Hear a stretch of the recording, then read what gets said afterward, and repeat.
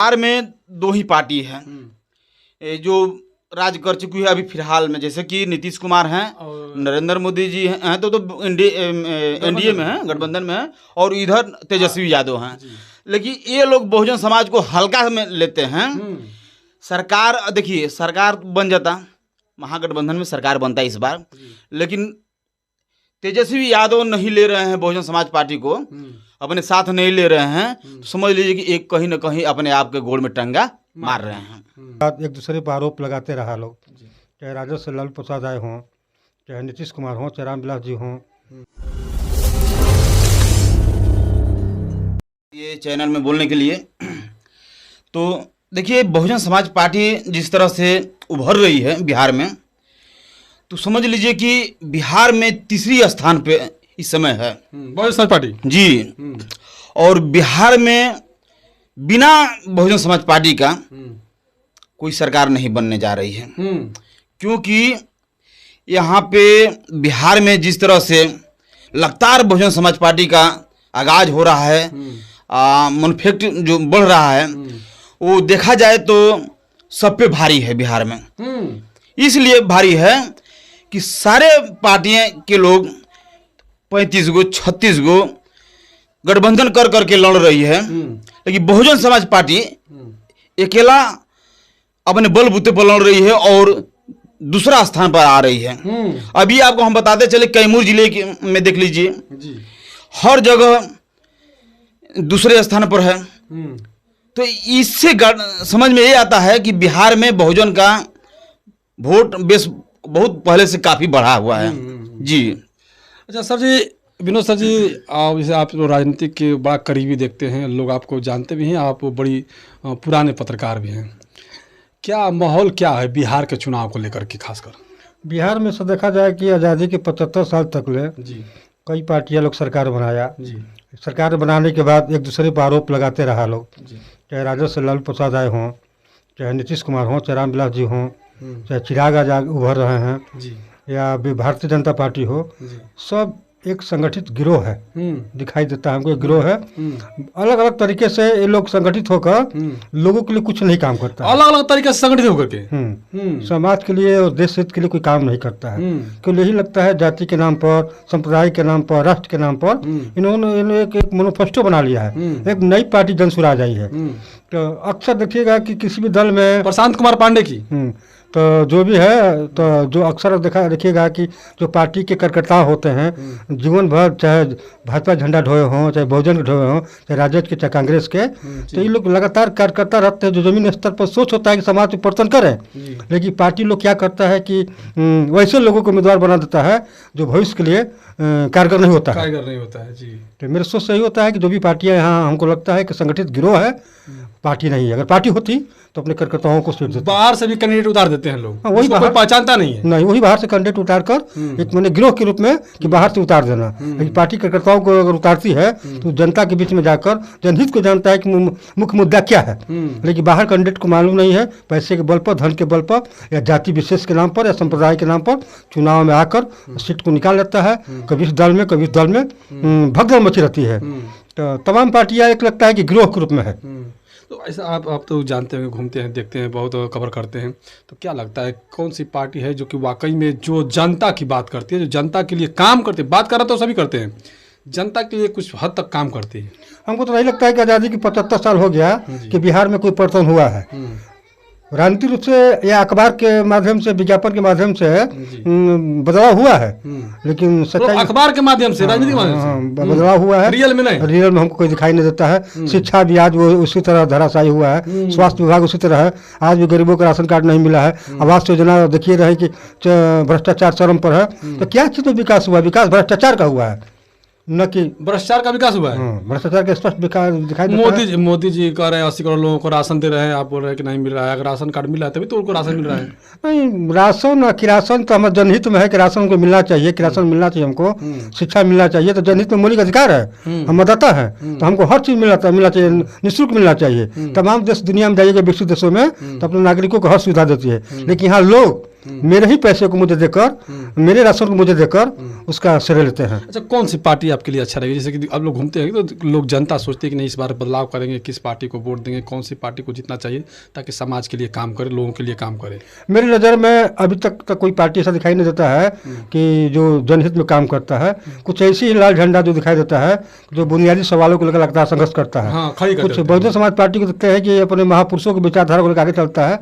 उसी तरह तमाम लोग कोई लोहिया के नाम पर, कोई जेपी के नाम पर और विचारधारा को लेकर आगे चलता है, लेकिन असली रूप में उसका नकाब चेहरा सामने से कुछ और होता है, अंदर से कुछ और होता है। बीएसपी का आपने नाम लिया तो बीएसपी की तो सरकार बिहार में नहीं कभी बनी। बीएसपी सरकार ने, लेकिन बीएसपी के लोगों को जो टिकट दिया गया और चुनाव लड़ा, लोग भगदड़ मचा है, बार बार भागते रहता है। इसका मतलब स्पष्ट दिखाई देता है जो कैंडिडेट होता है भाग जाता है। कि पार्टी कार्यकर्ताओं को टिकट नहीं दिया जाता है, और पार्टी कार्यकर्ता टिकट पाते हैं तो भगदड़ नहीं मचती।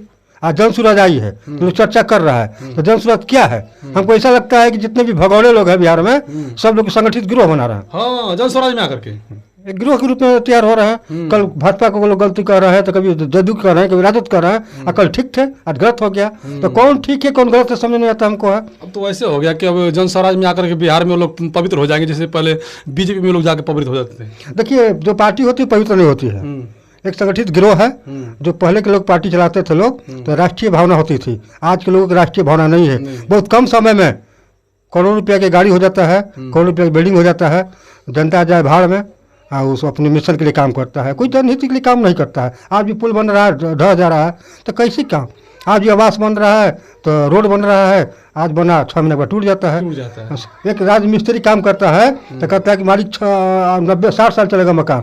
वो एक इंजीनियर हमारा मकान बनवाता है, सामुदायिक भवन हो चाहे किसी तरह का भवन, 6 महीना साल भर 2 साल के बाद दरार पड़ने लगता है। तो हमको यही अच्छा लगता है कि कल अनपढ़ गवार हमारे राजमिस्त्री थे, वो कारगर थे, लेकिन आज के इंजीनियर के सर्टिफिकेट पर हमको सवाल खड़ा होता है क्या कि कैसे सर्टिफिकेट उसको दिया गया। अगर सही होता तो राजमिस्त्री सर्टिफिकेट इंजीनियर दिया जाए, ताकि एक मूर्ख से मूर्ख आदमी की, गरीब आदमी क्या काम करता है, कहता है मालिक आपका मकान 60 साल चलेगा, 50 साल चलेगा, 40 साल चलेगा, वो चला है, हमारे बाप दादा मकान बनवाया चला है। लेकिन आज इंजीनियर जहाँ भी जाते हैं वो भवन बनाया जाता है अरबों रुपया, करोड़ों रुपया का, वो 6 महीने के बाद, साल भर के बाद टूटने लगता है। तो कौन सा पार्टी की बात कर रहे हैं? कौन सा नेता यहाँ ईमानदार हो सकता है? जी बोलना चाहेंगे, आज के डेट में देखा जाए तो सबसे ज़्यादा दलितों पे और गरीब तबके के लोगों पे अत्याचार हो रहा है। चाहे कोई कुछ भी सरकारी लाभ भी है तो वो लोगों को नहीं मिल पा रहा है। कारण हम बता दे रहे हैं क्यों नहीं मिल पा रहा है। क्योंकि जो बीजेपी की सरकार है वो सबको सामान्य कर दिया आज के डेट में। तो उसका जिसके पास पैसा है वो पैसा दे रहा है, तो उसका प्रधानमंत्री आवास योजना मिल रहा है। जिसको नहीं दे रहा है, उसके पास पैसा है नहीं देने के लिए, तो उसको कहाँ मिलेगा? ये तो उनको मिलना चाहिए जिसके पास कुछ भी नहीं है। जिसका कुछ भी नहीं है उसको मिलना चाहिए। लेकिन वो देखा जा रहा है कि सारा चीज से परिपूर्ण है, उसको मिल रहा है, फिर भी उसको देखा जाए तो उसको मिल रहा है प्रधानमंत्री आवास योजना। तो मिल रहा है, तो ये बताए कि जब हमारे पास गरीबों के पास पैसा नहीं रहेगा तो देगा नहीं पैसा कर्मचारियों को, तो वो कॉलोनी मिलेगा नहीं। तो मिलेगा नहीं तो पैसा है नहीं कि देगा वो लोग, तो मिलेगा कहाँ से? तो क्या लगता है, जैसे कि आपने बहुजन समाज पार्टी का जिक्र किया कि इस समय बहुजन समाज पार्टी जो है कि बिहार में चल रही है, रफ्तार में है, उनके उत्तर प्रदेश में सरकार चर्चा बढ़ रही, तो क्या बिहार में सरकार बनेगी बीएसपी की? तो कुछ यहाँ पे गरीब मजलूम, क्योंकि गरीब मजलूम की पार्टी है वो, तो उनको हेल्प मिलेगा? फुल है एकदम। क्योंकि उत्तर प्रदेश में आप देखे होंगे जब उनकी सरकार थी तो सबको एक साथ जोड़कर बहन जी चली और निकल के आती है कि कोई दलितों को और गरीबों को जब ग्राउंड रिपोर्टिंग करती है 5 डिसमिल जमीन भी सुने होंगे मिला था। शिक्षा के मायने में बहुत तंदुरुस्त था। जब बहन जी जिधर निकलती थी उधर प्रशासन थर-थर कांपते थे।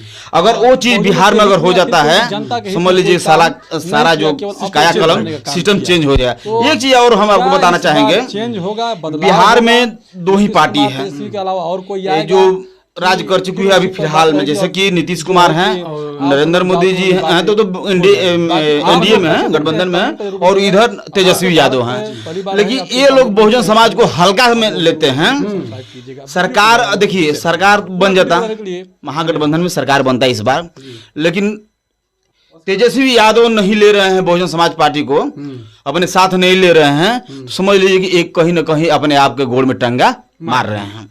जी तो ये देख सकते हैं तमाम सीनियर पत्रकार हैं, कहीं ना कहीं कवर करते हैं और कवर करने के बाद ये बातें निकल के आती है।